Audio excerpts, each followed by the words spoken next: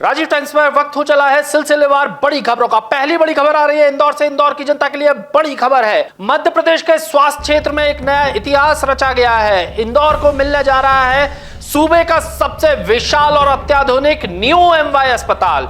1610 बिस्तरों वाला यह टीचिंग हॉस्पिटल मालवा निवाड़ के लिए किसी संजीवनी से कम नहीं होगा। प्रशासन ने इसके लिए 773.7 करोड़ रुपए की भारी भरकम राशि की मंजूरी दे दी है।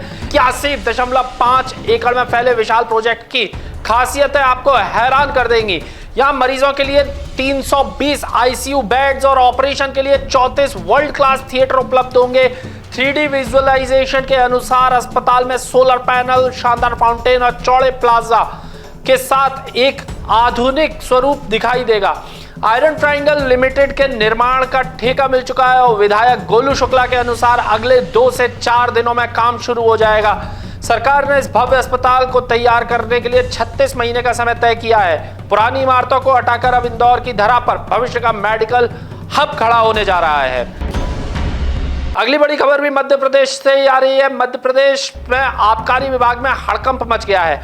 अपर आयुक्त राजेश हनेरी पर आरोप लगा है 35 साल पुराना एक ऐसा दाग जिसने पूरे सिस्टम पर सवाल खड़े कर दिए। आरोप है कि राजेश हेनरी ने साल 1990 और 91 में फर्जी SC/ST सर्टिफिकेट बनवाकर न केवल विभाग को धोखा दिया बल्कि 3 दशकों तक एक हकदार की नौकरी पर कब्जा जमाए रखा। आरटीआई एक्टिविस्ट राजेंद्र गुप्ता की शिकायत से पता चला है कि जिस बिलासपुर तहसील की सील और साइन का इस्तेमाल कर हेनरी ने नौकरी पाई, वहां के सरकारी रिकॉर्ड्स दायरा पंजी में उनके नाम का कोई केस दर्ज ही नहीं है।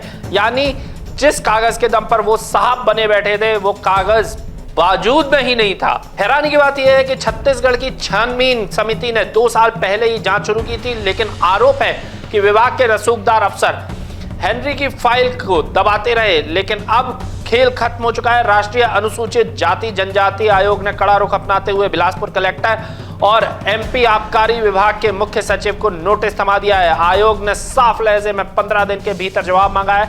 देखना होगा कि क्या 35 साल बाद इस साहब की कुर्सी जाएगी या सिस्टम एक बार फिर इन्हें ढाल देगा। अगली बड़ी खबर आ रही है संसद के गलियारों से। केंद्रीय वित्त मंत्री निर्मला सीतारमण आज मंगलवार को राज्यसभा में एप्रोप्रिएशन बिल 2026 पेश करने वाली हैं। लोकसभा से 13 मार्च को हरी झंडी मिलने के बाद अब सबकी निगाहें उच्च सदन पर टिकी हुई हैं। यह विधेयक वित्तीय वर्ष 2025 और 26 के लिए भारत की संचित निधि से जरूरी फंड निकालने का रास्ता साफ करेगा। इतना ही नहीं, सदन के पटल पर आज भारी हलचल रहने वाली है। प्रताप राव जाधव और पंकज चौधरी समेत कई दिग्गज मंत्री अपने मंत्रालयों के अहम दस्तावेज पेश करेंगे।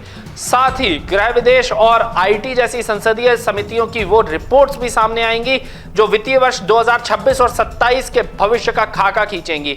हिंदी महासागर की रणनीति को लेकर श्रम और कौशल विकास तक आज देश की आर्थिक और सुरक्षा नीतियों पर बड़ी चर्चा भी होनी है। ग्रामीण विकास पर के लक्ष्मण की बहस भी आज आगे बढ़ेगी। क्या विपक्ष घेरेगा या सरकार आसानी से पार पा जाएगी? बने रहें हमारे साथ पल पल की अपडेट के लिए। देखते रहें राजीव टाइम्स।